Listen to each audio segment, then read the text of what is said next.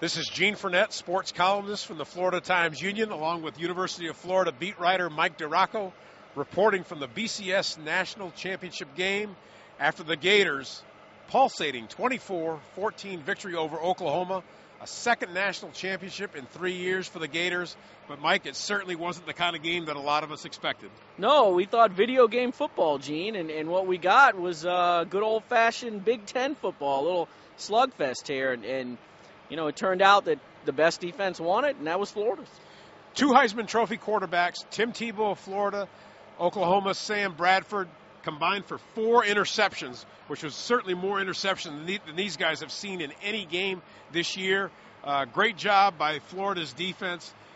2 goal line stands in the second quarter, which really turned the game in Florida's favor, and probably more than anything else was the difference in this game. As great as Percy Harvin played and was the offensive star of this game, though Tebow was the MVP, the difference in the end was Charlie Strong's unit. Right, and the first goal line stand there in the first half, Torrey Davis, a little used defensive tackle who's really kind of not lived up to the hype and not really been a factor all year, makes a huge tackle on third down, then breaks free on fourth down and stops Chris Brown for a 2-yard loss.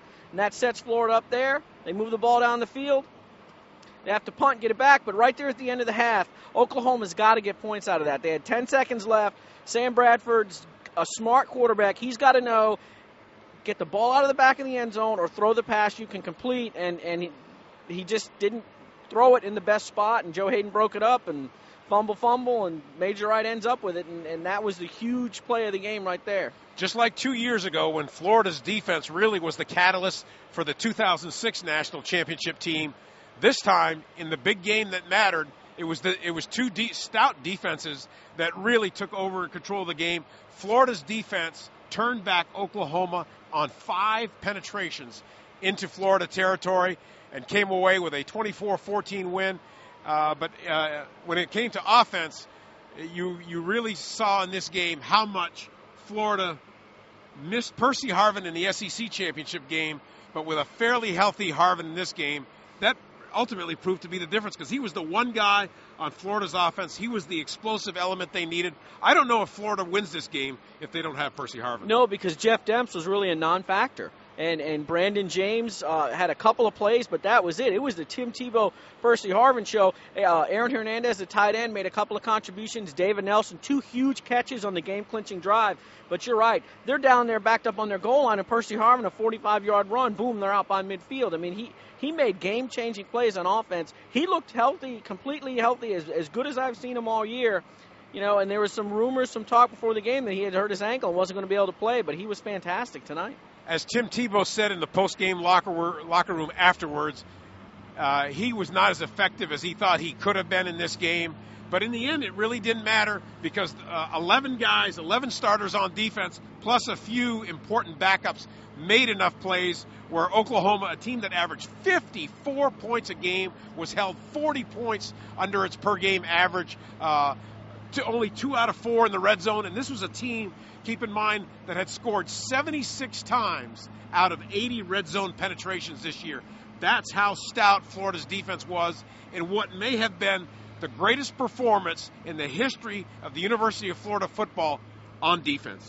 Oh, I don't know, Gene. I'll say that for a big game. That 2006 championship, Ohio State had less than 100 yards of total offense in that game, so I might go with that one. But I'll say this.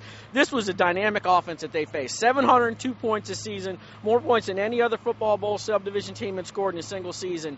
And I tell you what, Sam Bradford had times when he could stand back there and pick Florida's secondary apart, but he was pressured a lot. And I told you before the game, if Bradford's jersey is clean at the end of the game, then the Sooners will have won it. His jersey was really, really dirty at the end of this game. They got to him. They rushed him.